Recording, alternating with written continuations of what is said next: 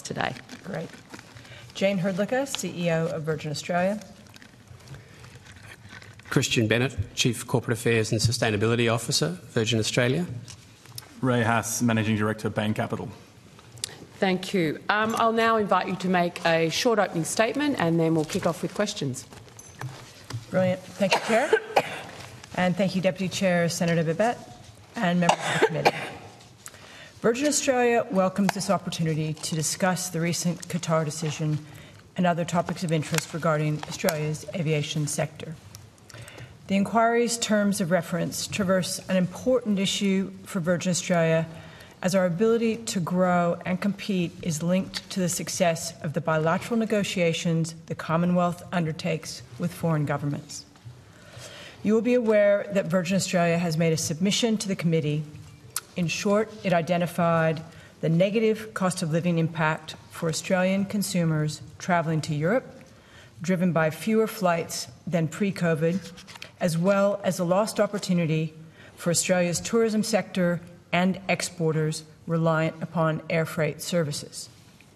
It emphasised the detrimental consequences of Virgin's international and domestic competitiveness in relation to our largest competitor, the Qantas Group. And it pointed to the unfair strengthening of an already strong partnership between Qantas Group and Emirates. In my statement, I wish to add flavour to our submission, particularly regarding our engagement with the federal government regarding Qatar's bid. I do so because we remain confused about what has actually happened in relation to this matter, and that to this day there is still no coherent logic for this decision when all of the data suggests that supporting the Qatar Airways rights expansion is strongly in the national interest. It is certainly in the interests of consumers, the tourism industry, and exporters. So I'd like to set out a brief chronology of events from Virgin Australia's perspective. In October of 2022, Virgin Australia made a submission to the Department of Transport in response to Qatar's request for additional flights. This is a normal process for interested parties and stakeholders. Our submission supported Qatar's request and provided the reasons why.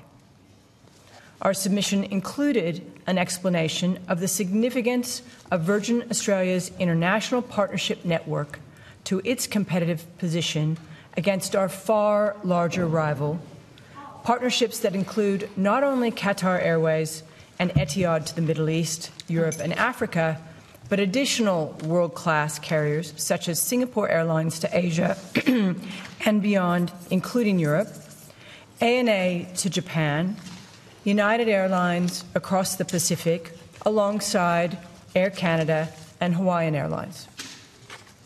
Following that submission, our small government relations team had, as you would expect, regular engagement with the Department and the Transport Minister's Office on a wide range of topics. On occasion, during these various discussions, we sought to take the temperature on Qatar's bid.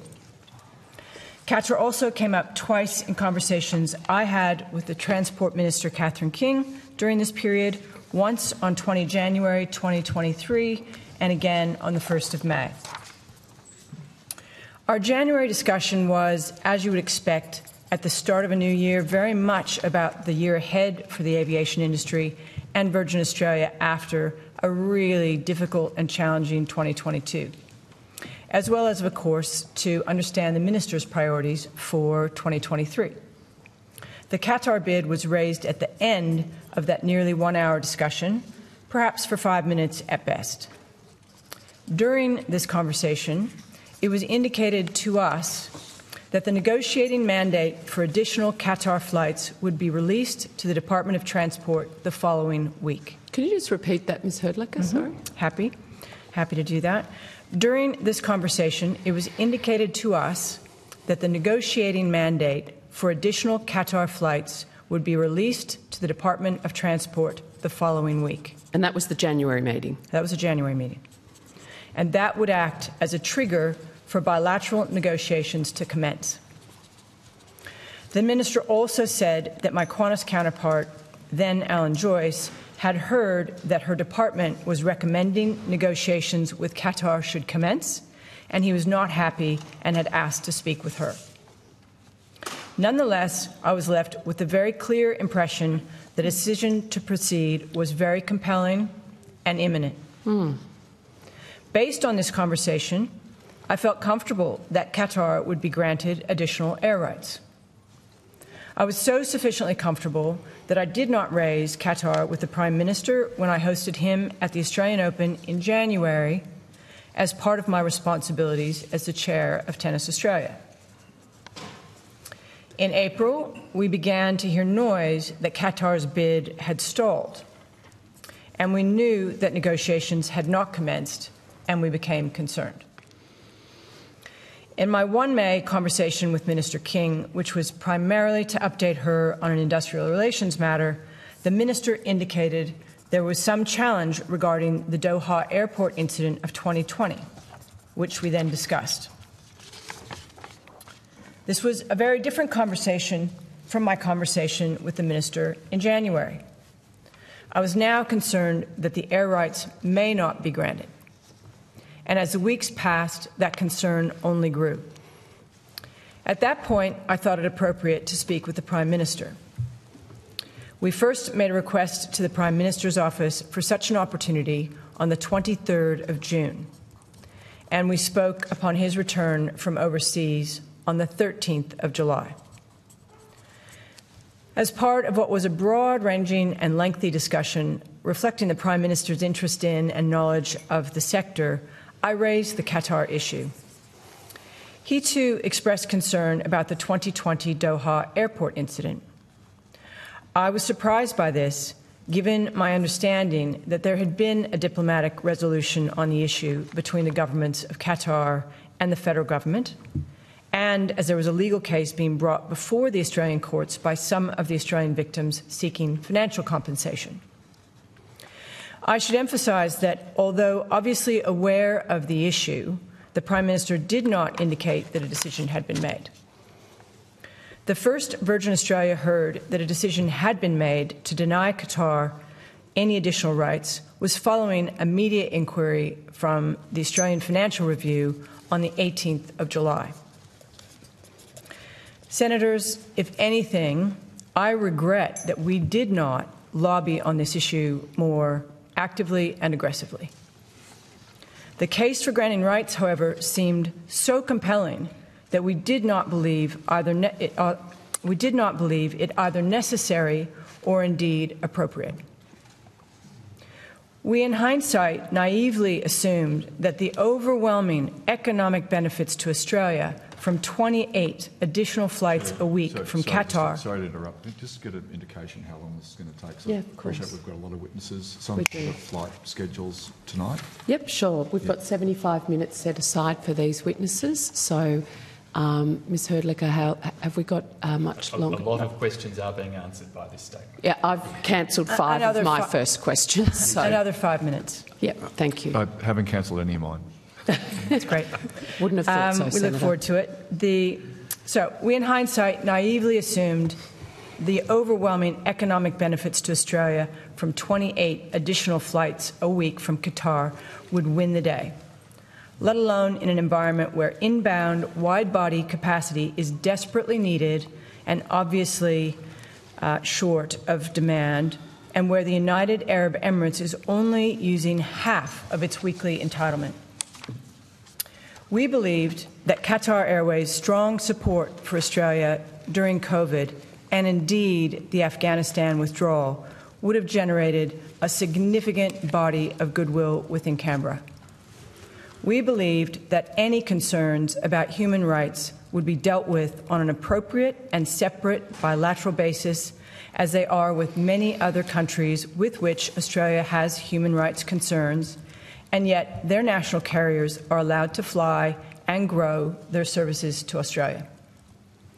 As our submission to the inquiry notes, we do hope that the federal government reconsider the implications of what is certainly for Virgin Australia, and we would argue for all Australians, a very significant decision. I do remain confident that we can find a sensible way to resolve this impasse. one that allows Qatar Airways to expand its services to Australia, benefiting not only Virgin Australia's competitive standing against its far larger rival, but more importantly, Australian consumers, the economy, and the many sectors that rely heavily on Australia's international connectivity, international competitiveness, and the substantial benefits that flow from both. Thank you, Senators. I hope this Virgin Australia context assists with your deliberations, and I do look forward to the questions. Thank you, Ms Herdlicker. Just in the context of the meetings you have had with Minister King following your submission in October, you met in January and again in May. In the January meeting, did the Minister indicate she had concerns about the impact of more competition that the Qatar Airways application would provide? She did not. In terms of the concerns about the Australian women, that was at Doha Airport, that was raised at the May meeting? It was. And when you were with the Prime Minister at the Australian Open, he's a mad tennis fan, did he raise any concerns about either the Doha incident or increased competition? He did not. Was the Qatar Airways application discussed at all? It was not discussed at all during the Australian Open. So the only times you've discussed this informally or formally with the government were those two meetings with Minister King? And with the Prime Minister in July. Yep. Have you written to the government since the decision? We have. Can you table that letter to the committee? We're happy to. Thank you very much. What discussions have you had with the Albanese government following that decision? I had a follow-up conversation with Minister King several weeks ago. Right. If you, on notice, could provide us the dates. Was that on the phone or in person? It was on the phone. It was on the phone. And what was discussed? The conversation was entirely about Qatar Airways and the decision. I was seeking further clarification about the decision and the rationale behind the decision, and I was told that it was a matter of national interest. Was that the only criteria that was disclosed? I mean, we've heard a lot of evidence from experts in aviation around what could be considered within the national interest, job numbers, economic figures, competition, etc., freight. Did she disclose what criteria made up her definition of national interest? She did not, and it was a relatively brief conversation. Right. Okay. Anyone else in the government? The Treasurer, Prime Minister, Minister Farrell, the Trade Minister? No. Only Minister King? Only Minister King. Just in terms of market domination and behaviour, we've heard a lot, and you mentioned it briefly in your opening statement, about the aggressive manner Qantas has pursued to protect its dominance in our aviation sector. Your company's had a lot of experience of that over the years, been at the front line, shall we say. We're interested in understanding what those tactics are, what is the behaviour that, you might have heard some of Mr Fell's earlier evidence, is employed by Qantas to the detriment of the Australian traveller and greater competition. Is this a conversation about domestic and international, or just focused on international? The whole lot. The whole lot. Sure. So it is very difficult. There's, many times characterization of the Australian aviation market as a duopoly. We don't see it that way. We are a minority player against, the 800-pound gorilla in our industry. Mm-hmm. The industry functions more as a monopoly. Sorry, Ms Herdlicker, are you able to table that letter right now, Secretariat? Which letter? Qantas, the letter you wrote to the government. You said you were able to table it? Sure. I imagine the Secretariat was grabbing a copy for us all. Did you get, just while we're on that, did you get a response from the government? Christian?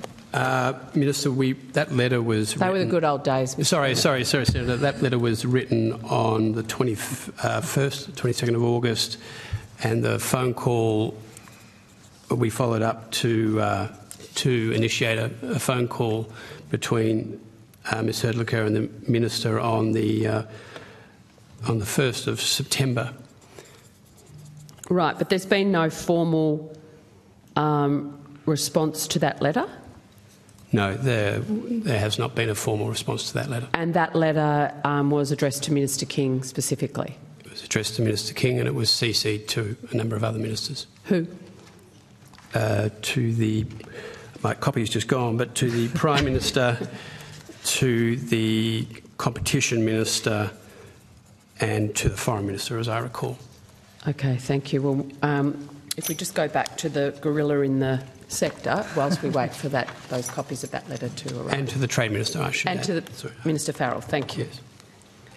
Yes, so, it is a challenge being in our position. We are, depending upon the day, between 31 and 33% of the passenger share in the marketplace. We feel like we compete very well for consumers. They love our experience. And we've had, our challenges too in standing up post-COVID. But, we have done an exceptional job for consumers based on the feedback we get, and they know we're working hard to get better every day. The difficulty comes when you're trying to manage in an environment where, for example, the airports, the Qantas Group will get substantial discounts for the very significant volume they bring. New startup airlines like Rex and Bonza will get discounts from the airports to get started up, and then we pay for the margin to deliver the return on invested capital to shareholders. And that's just one example. It happens across the entire supply chain. It is very difficult to compete when you are sitting at roughly 1/3 and your largest competitor is sitting at well over 60% market share. It means that they can control the tempo of price in the marketplace. They can control the tempo with respect to capacity, and their very significant weight with respect to their history as a national carrier means they've got quite a lot of influence, as this issue today with respect to Qatar highlights.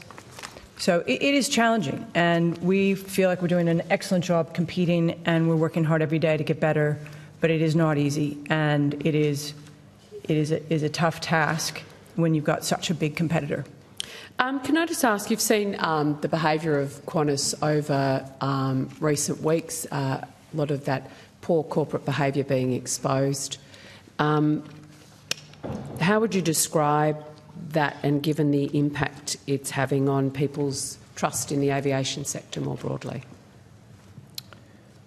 Well, I think it's generally bad for the industry to have bad behaviour that looks systemic, exposed for what it is. And as I said, we work hard every day. We operate as if the ACCC is part of our team. Compliance is everything to us, and it isn't great for the industry to have the largest competitor called out for bad behaviour. It undermines confidence in the sector. We know that the Minister had a brief from her department following all your submissions from airports, from airlines into the Qatar Airways application, received, assessed by the department, the regulator. Brief is sitting in the Minister's office January the 4th. So she has that January meeting with you. There doesn't seem to be an issue, as you say, and she doesn't raise competition issues. She doesn't raise the Doha airport incident, which, for everyone following along at home, happened way before 2023. So none of those issues were raised in that January meeting after she's read the submission from her department, presumably saying there'll be nothing wrong with approving this. What do you think? What is the rumours? This is quite a close-knit industry. What were the rumours surrounding the sudden change of heart from the Minister with respect to approving Qatar Airways application? Well, look, I don't want to propagate rumours, but we honestly believed that the Qatar rights bid would be approved. It was unthinkable that it wouldn't, given What wouldn't be obvious to the committee is the industry, the long-haul industry, is structurally different than it was in FY19. And we probably didn't do as good a job as we could have in helping describe that in our submissions, but we took it as understood that COVID brought the whole industry to its knees, and every airline globally took its own decisions with respect to how it would manage through that period. And for many of the carriers that used to fly to Australia or used to fly to Australia with significantly more capacity, they have reduced the size of their fleets, and they will likely never be the same scale that they were prior to COVID. So, for example, Etihad, who are our partner as well, they have reduced substantially down to a daily service. And they used to be a much bigger share of the total capacity between here and Europe.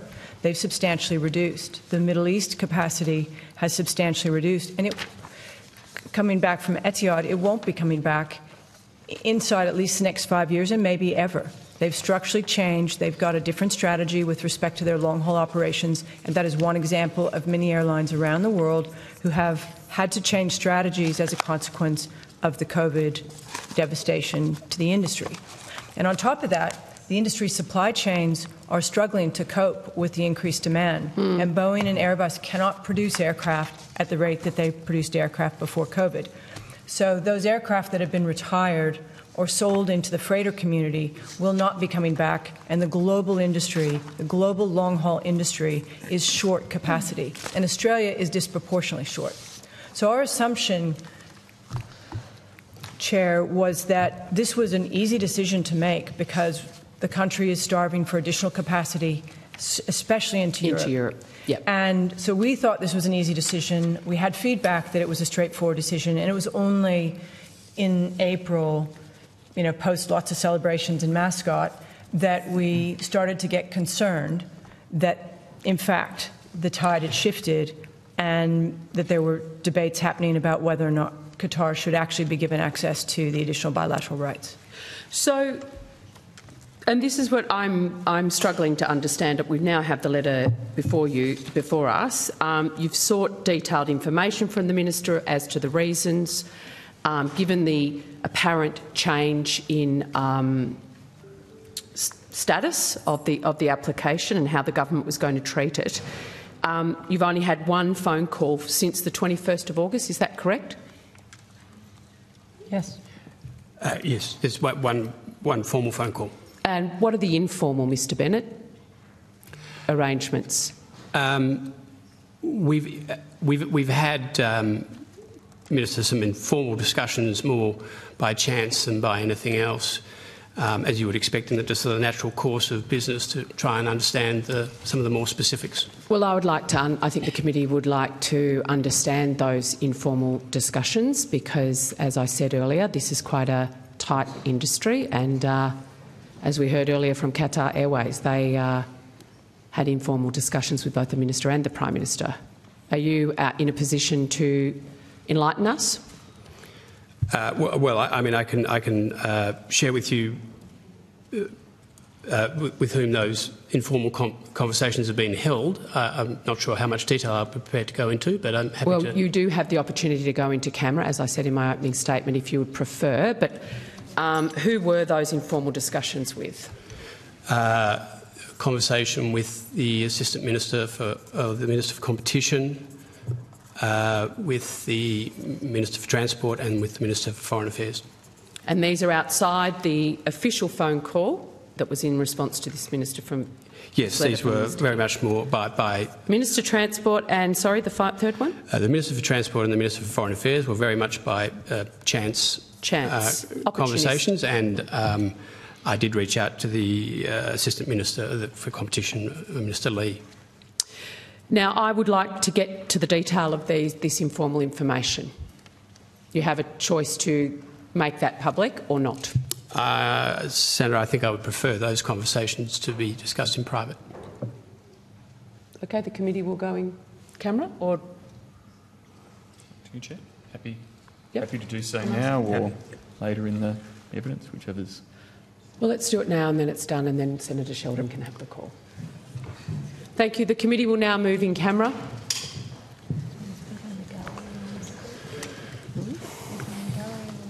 Sorry, for those in the gallery, this is confidential, so really appreciate it. Thank you.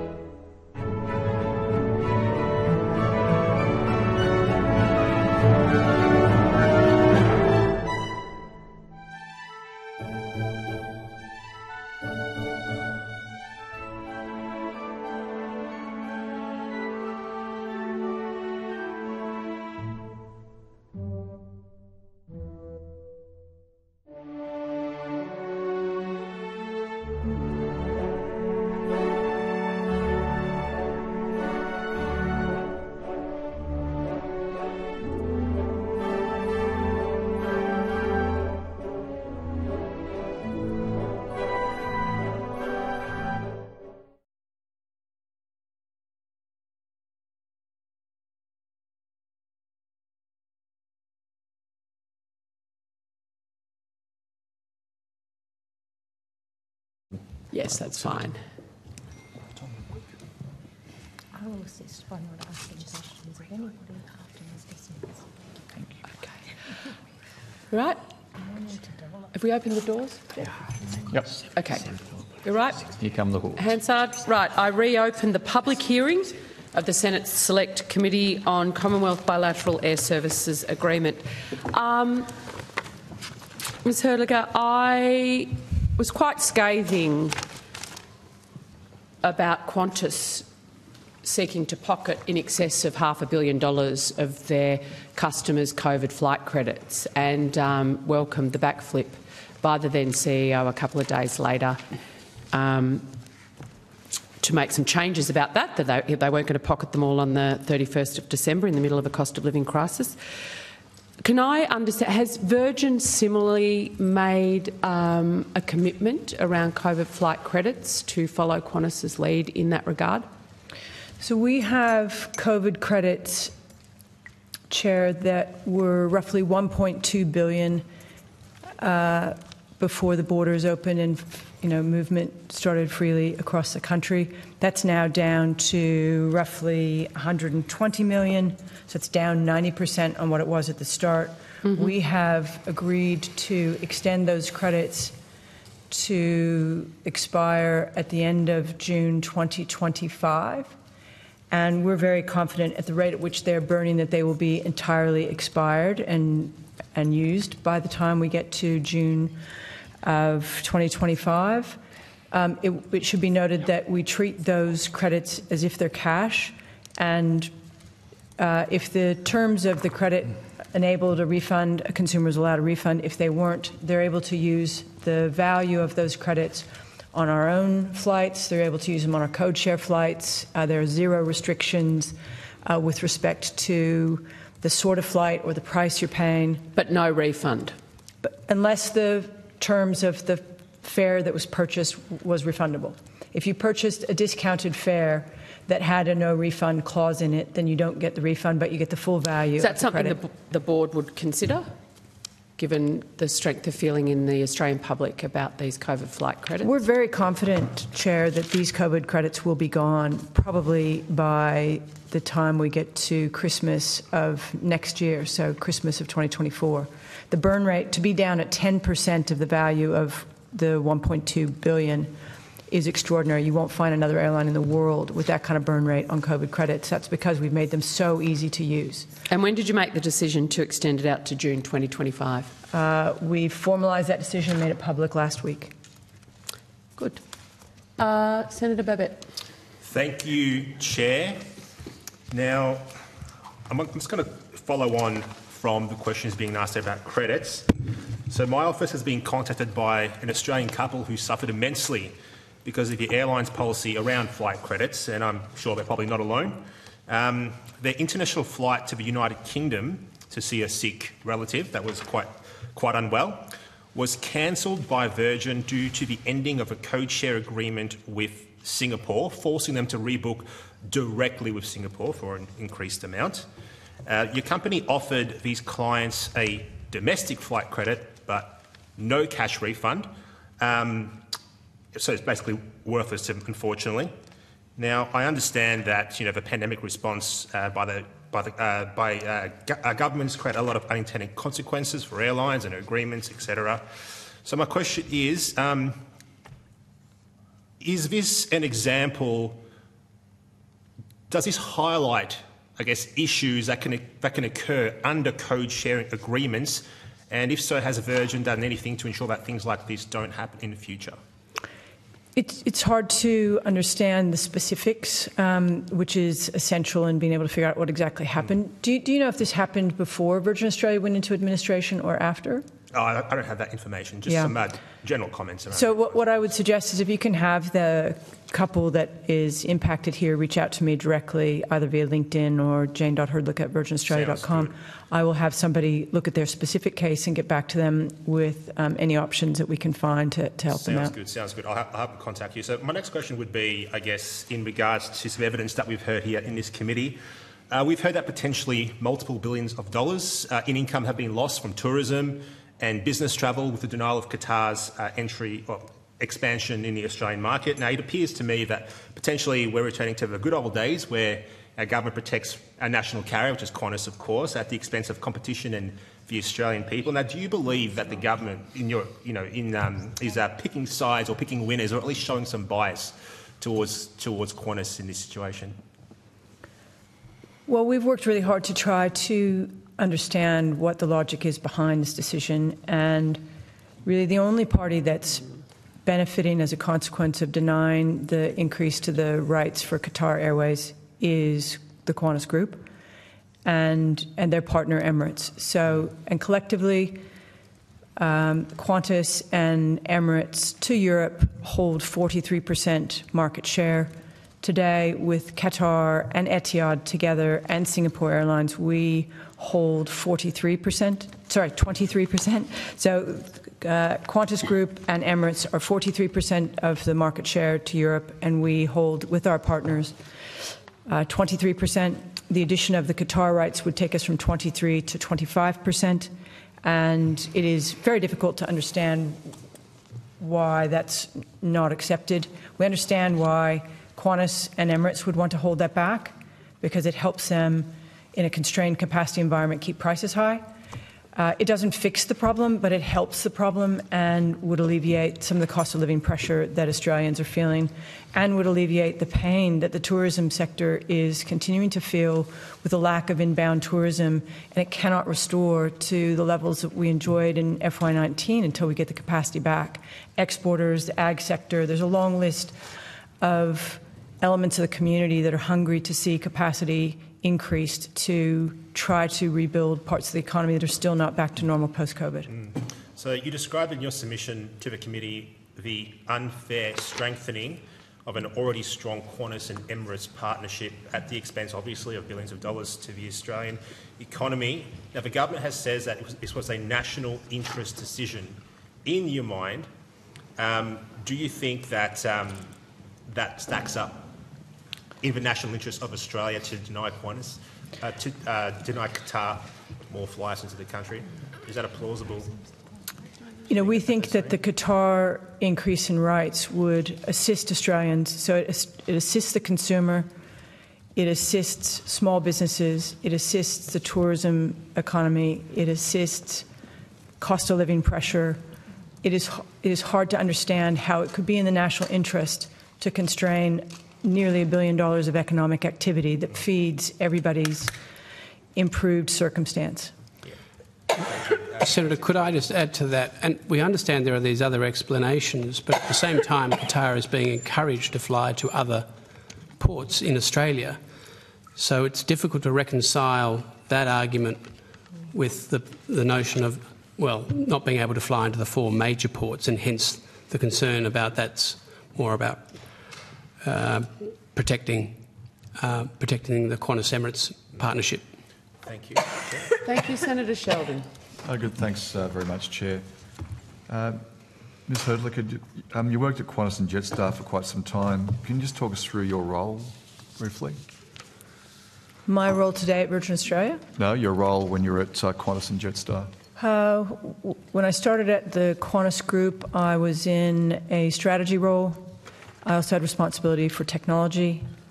When I did that role for 18 months or so, maybe 2 years, and then I moved in to become the CEO of the Jetstar Group. Did you I understand that you once described Alan Joyce as a mentor? Is that correct? It is. Now we've heard. I understand you left out the positions you held. Did you have a Qantas loyalty program? You headed that up for a while? I did at the very end, yes, for about 6 months. So you didn't include that. You want to include that? You're including that now, are you? Yeah, I'll say my Qantas Group experience started as strategy and technology group executive, then group executive for Jetstar, the Jetstar Group, and then the group loyalty executive. Righto. So you've had a fair bit of, obviously you've seen the reporting. There's been some questions asked recently around the devaluing of Qantas's loyalty credits. Do you have any thoughts on that? I don't, because my time at the Qantas Group was a long time ago. So I don't know what decisions have been taken since I left. So When did you leave? did you have a deliberate strategy of devaluing credits in your time at Qantas? I did not. And the Qantas didn't carry out that program? There wasn't the same program of people missing out on credits the same way? There wasn't the same challenges that... When credits, what do you refer to? Well, in the travel credits and the expiry date of travel credits where they fell off a cliff. I didn't have any involvement with travel credits other than my time in Jetstar, and those credits were treated as cash and made available to be used by consumers.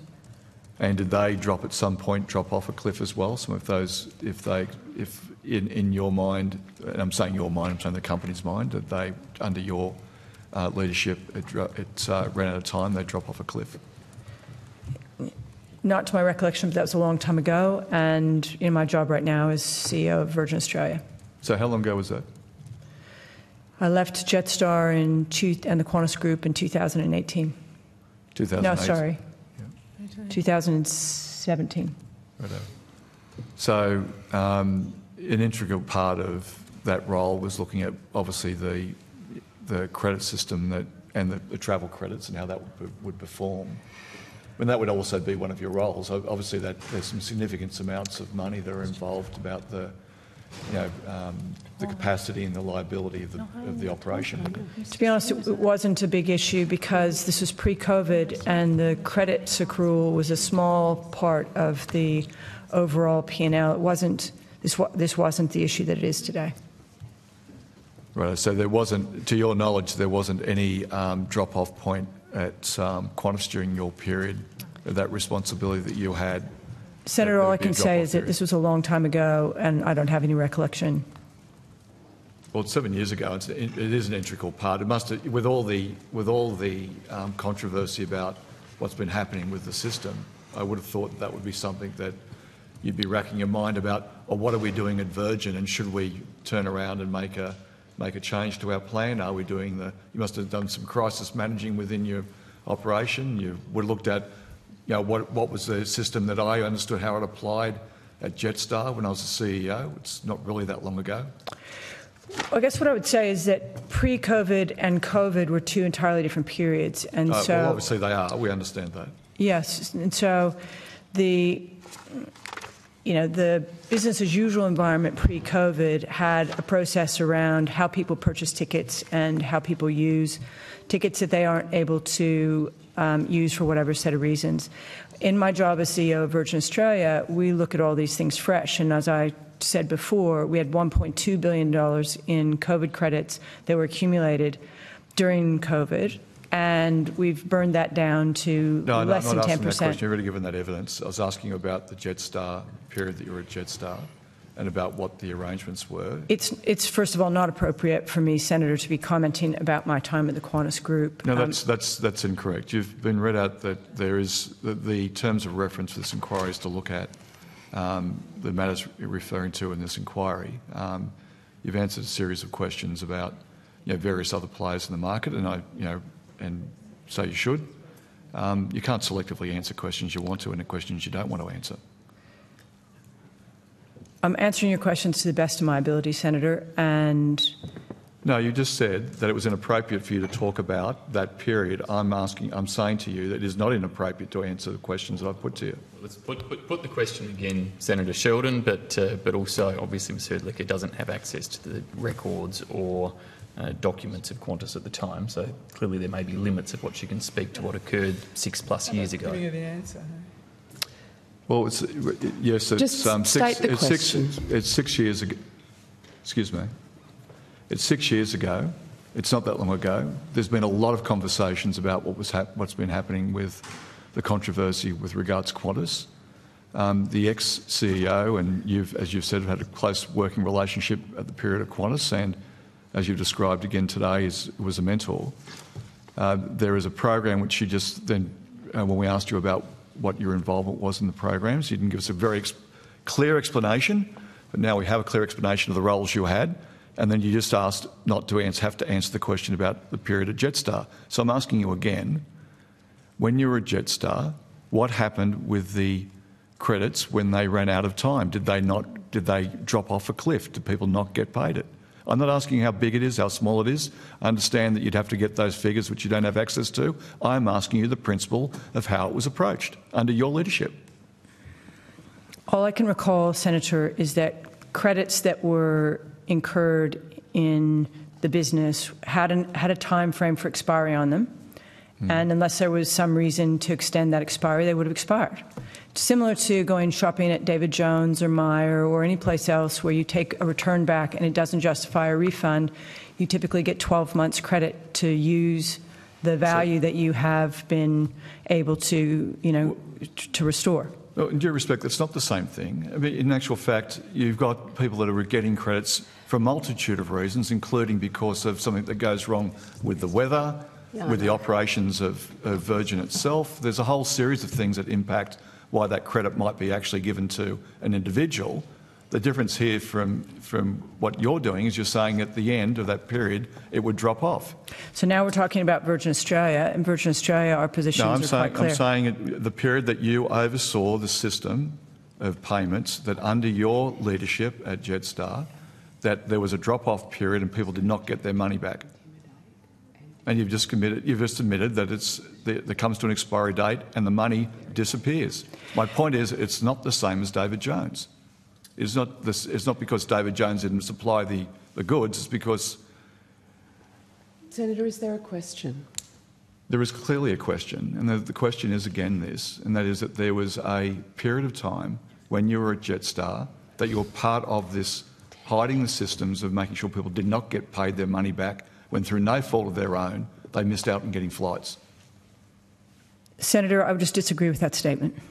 So the money, how can you just contradict yourself? You said there's an expiry Senator, date you are and the money disappears. the witness, and you've you said asked there's an expiry date. Senator and the money, Sheldon, you have asked the witness the same question now for nigh on 7 minutes. And she's tried to. You've got a lot of different answers. The witness has tried to avoid it and has said that she did not want to answer because it was a period when she was You might at not Jetstar. like her answers. I've had 4 different attempts but she has a right to answer your question those in the as she opposition to sees run fit. interference. Can you stop doing it? I'm not running interference, Senator Sheldon. I'd like to get. But there are other senators on the list who have genuine questions about the committee. Sorry, that's not a genuine question. Well, that's actually in the public interest. 7 minutes of tedious repetition, Senator Sheldon. That's not. That is under the standing orders. That is in the public Please interest. move to your next section of questioning. Well, now I've been shut down to ask about. No, credit you systems haven't been shut down. Ms. Hedlick has. She's answered every one of your Jetstar. questions. I would like the answer to be given. Now, please repeat your answer. No, I'll repeat my question. Thank you very much, Chair. Okay, we can play this game. No, it's not. No, well, I don't think it's a game. I don't think it's a game. I don't think it's a game when we're talking about the attitude and the approach of aviation operators and companies through this period and how they deal with consumers. Now, back to Jetstar, and you are required to answer this, that you said that there was not that there would be at the end of the period that someone's period of having their ticket and their potential reimbursement by way of flights or other cash payments, that there was an expiry date, and at the expiry date that they extinguished. I'm saying to you, isn't that the same as extinguishing? It's exactly the same as extinguishing under the problems that we've had at Qantas more recently exposed. Isn't it the same thing? So you're part of the same problem that existed before.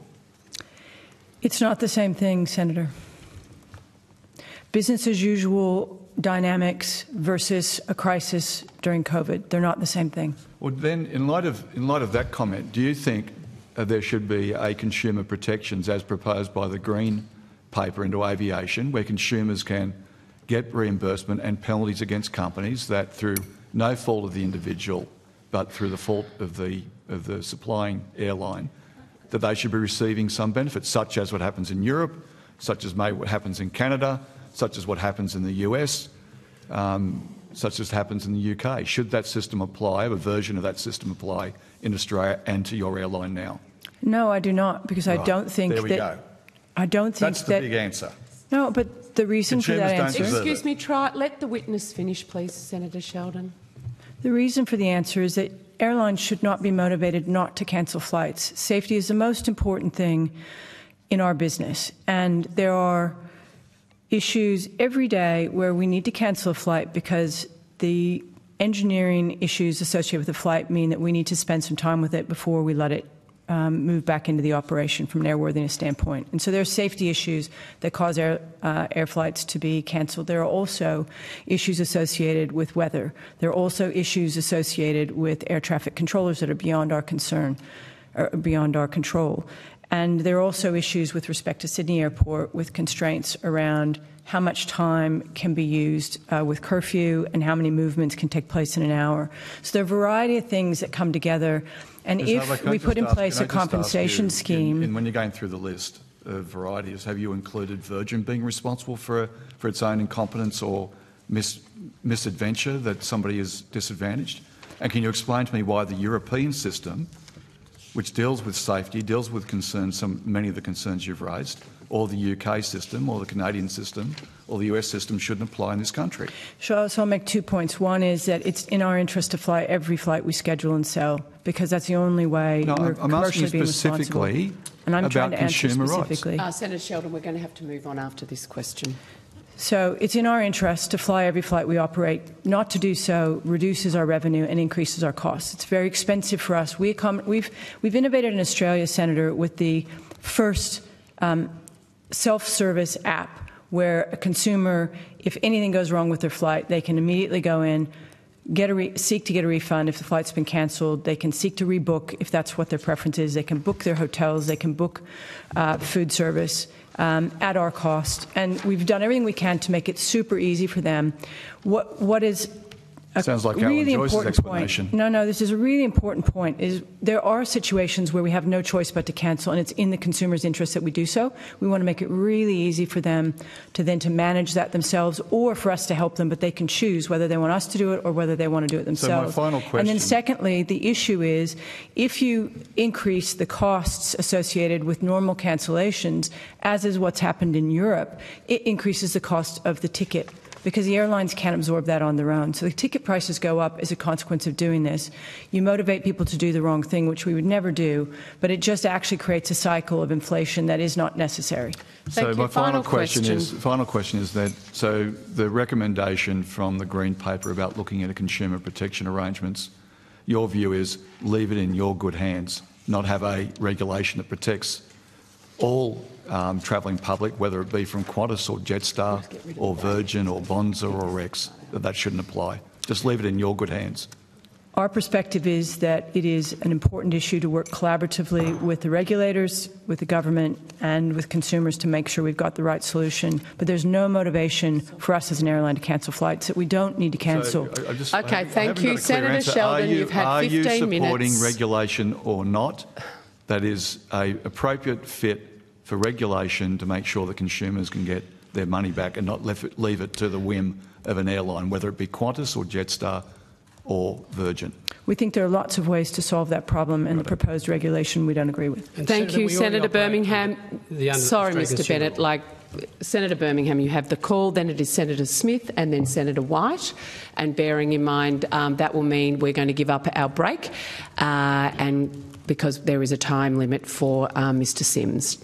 Thanks, Chair. Thank you very much for your attendance today, and as a heavily regulated by the federal government business, thank you for the forthrightness and openness in terms of your engagement and discussions with ministers that you have provided. And with that in mind, and the revelations, particularly in your opening statement, I want to make clear could you table that, please? I want to make clear to the departments who are appearing tomorrow, in particular the Department of Transport and Infrastructure, the Department of Prime Minister and Cabinet, that they should come prepared tomorrow with details of the engagements between departments, ministers and ministerial officers on all lobbying of those officers and or departments regarding the decision that was taken on Qatar, that they should also be prepared in regards to discussions between those departments, including the Department of Foreign Affairs and Trade and aforementioned Transport and Prime Minister and Cabinet, about discussions, briefings between those portfolios, departments, ministerial officers, ministers and stakeholders regarding the 30 October 2020 incident at Hamad International Airport, and regarding briefings prepared or provided for or to the Prime Minister or the Prime Minister's office ahead of his meeting, a discussion with you on 13 July this year. And for those departments and agencies, Absolutely. if you're not prepared tomorrow and you just take it on notice, I would flag an expectation to call you back until we get those types of answers. So come prepared is the warning for tomorrow. Now to some follow-up questions in relation to the matters that you raised, Ms Hudlicker. In terms of the 20 January conversation with Minister King, in which she indicated that a negotiating mandate for additional Qatar flights would be released in the following week, or that was her expectation. I just want us to be clear in terms of what that means for those who don't understand the procedure. So we understand that an application was made by Qatari authorities in August of last year. By January, you were advised that a negotiating mandate would be released. What does it mean to move from receipt of application to negotiating mandate? Christian, I'll let you handle this on the matter of procedure. Sure, certainly. Senator, it means so essentially the consultation period has finished. The department has received all its various inputs, puts a recommendation to the Minister is the way we understand it. The Minister then, essentially that is the proposed negotiating parameters with which to go forward with the airline.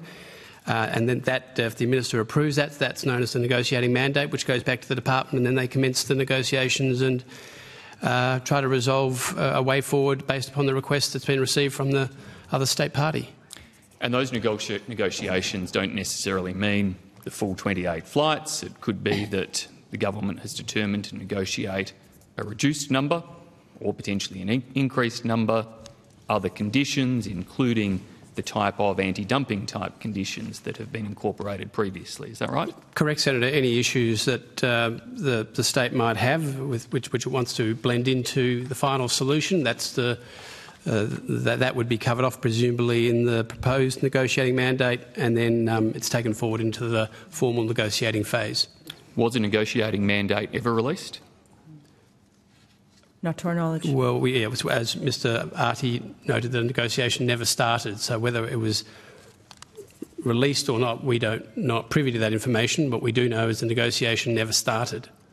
Well, it would be a bit hard for it to have started if Qatar Airways themselves were never aware that it started or was released, presumably, given their particular interests in it. So instead, we went from application in August, intention on 20th of January for it to be released the following week, but then for it to never be released and rejection instead to occur in July this year. That's the evidence between your understanding, your conversation with Hudlicker, what Qatar Airways and their submissions have indicated, and what's been publicly released, isn't it? Well, as you recall, Senator, yes, and of course Qatar was hoping for a relatively swift resolution so they could commence flights in April of this year. Okay. Can we move then to the 1 May conversation between yourself, Ms Hudlicker, and Minister King? On that 1 May conversation, when the incident that occurred, the deplorable incident that occurred on 30 October 2020 at Hamad International Airport was raised in that conversation, was any context given to why that was now a consideration of Minister King's, why there was a change of mind, or what engagements or discussions she had had to prompt that as a consideration? My recollection of the conversation is that her view was that it had been raised and was a concern of Minister Wong's, and that this had come up as a challenge and she didn't see a way around it. Okay. So again, to the message to departments tomorrow, I want to understand what communications between Minister Wong and Minister King, Minister Wong's office, Minister King's office, their departments occurred in relation to this issue and how it was raised.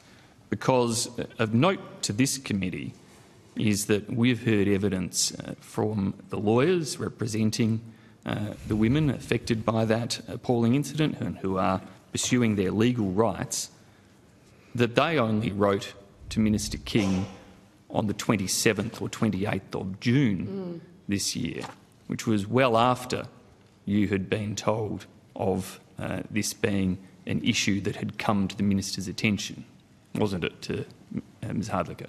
That's correct.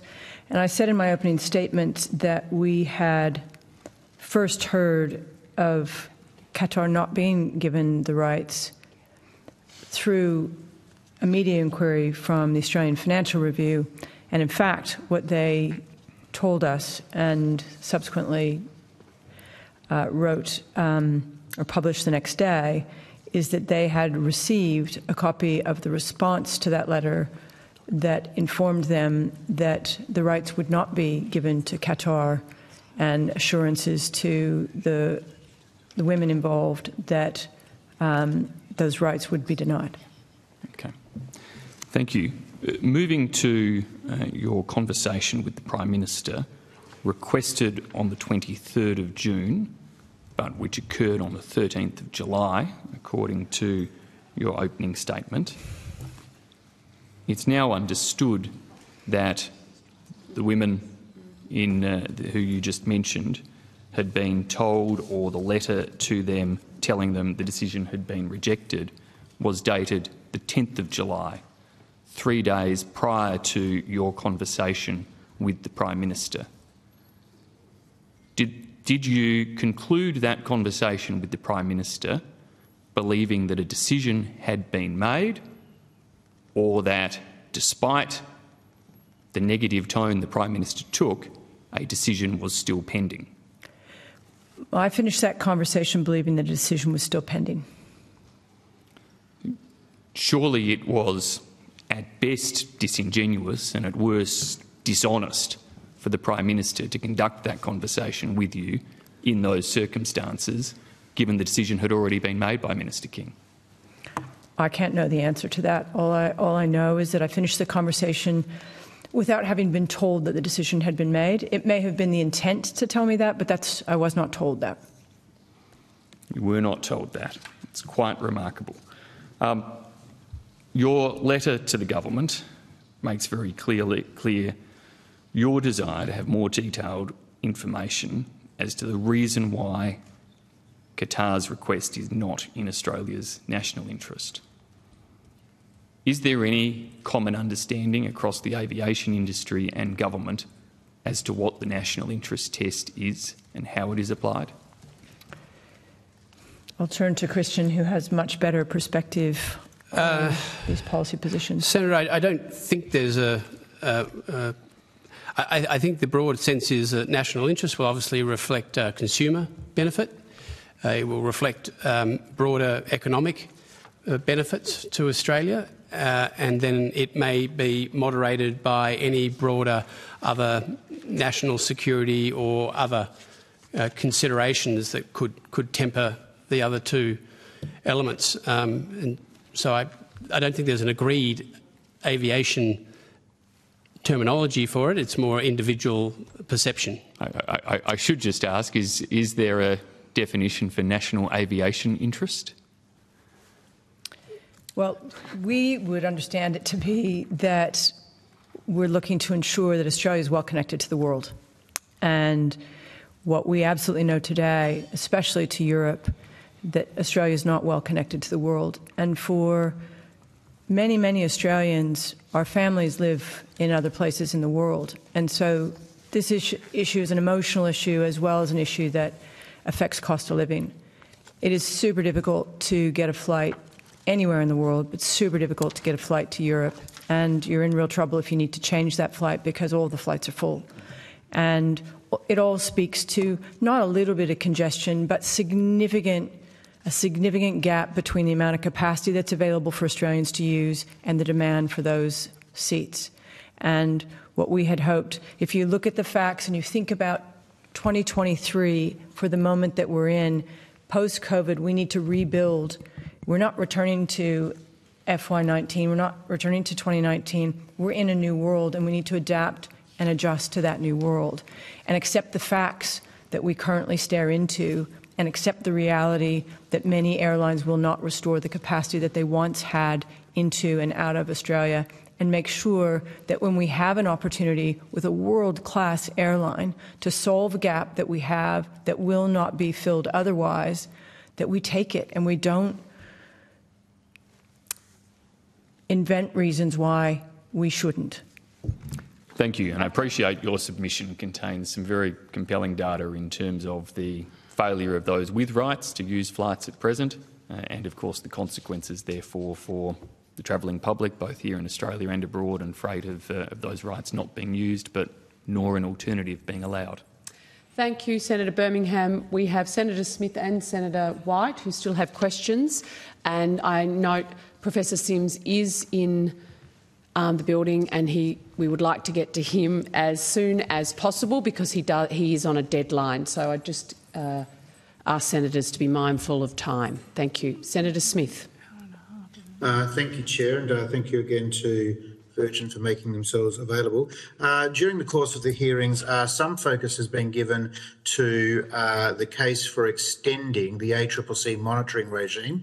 You'll be familiar that the 12th and final report was released in June of this year. What is the attitude of Virgin to extending that monitoring regime? Thank you, Senator. We're very open to that monitoring regime being extended. You know, I think this was before my time, but I think we asked for it in the first place, and we embraced the process.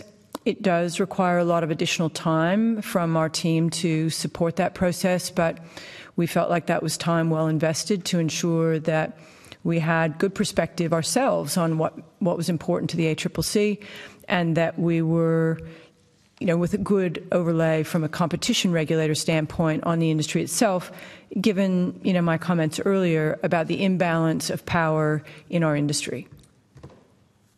Has Virgin's view been sought by either the Competition Minister, the Treasury or the ACCC? With respect to the monitoring process? In regards to the extension of the monitoring regime. Christian, I might let you answer that question. Senator, as I recall, we were asked at the time as to whether it should be extended or not, and we indicated that we were fine for that to occur. Excellent. Thanks very much. Thank you, Chair. Oh, Senator Smith, you win the prize for brevity.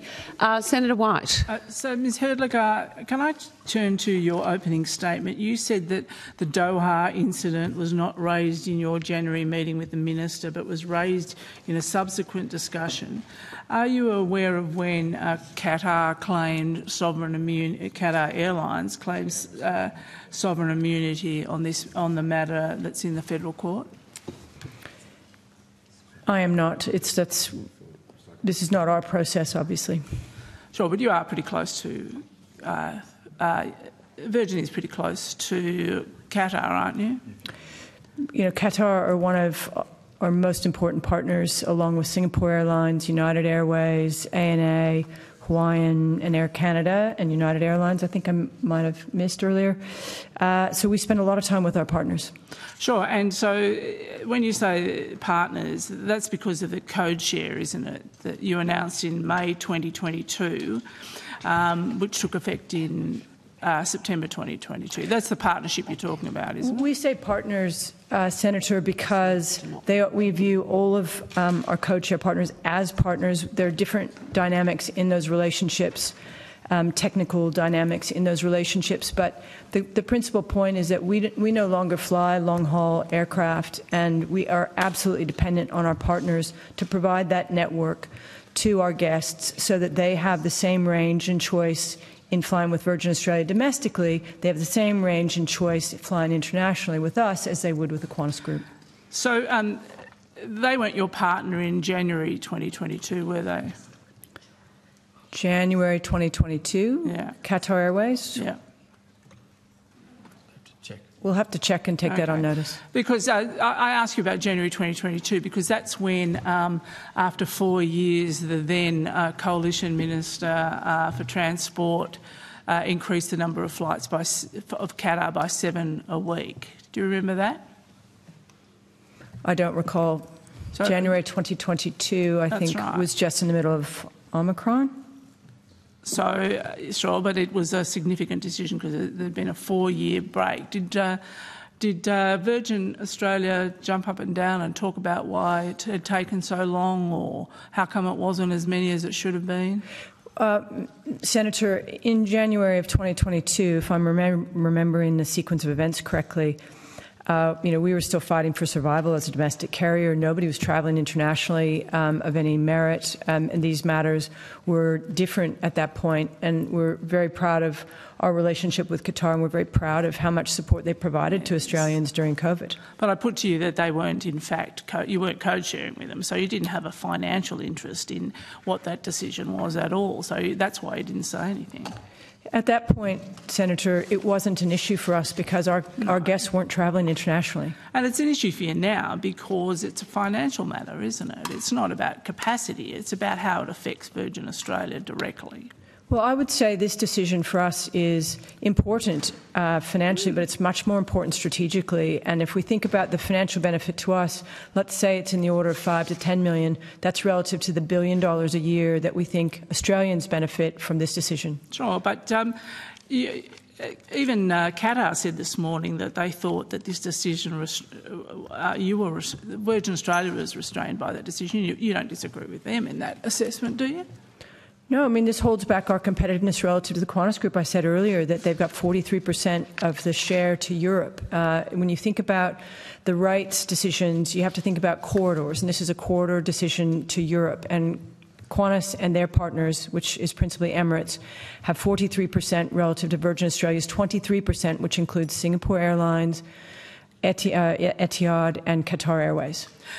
So you haven't had much to say, Mr Hass, but let me ask you, how does Bain and Co fit into this?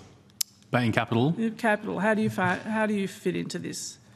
Into what? Into Senator? Virgin and the airlines. Right. Well, look, I mean, to answer that question, I should probably take you right back to the beginning for a minute, which is in June 2020. In a minute would be great, Mr Hass. In a minute.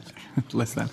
In June 2020, we, as part of a competitive tender, we were more than 20 parties were put forward proposals to take Virgin Australia out of administration. We were deemed the best partner to take that forwards by the administrator at the time, and we have been the financial investor and a strategic partner for Virgin since that time.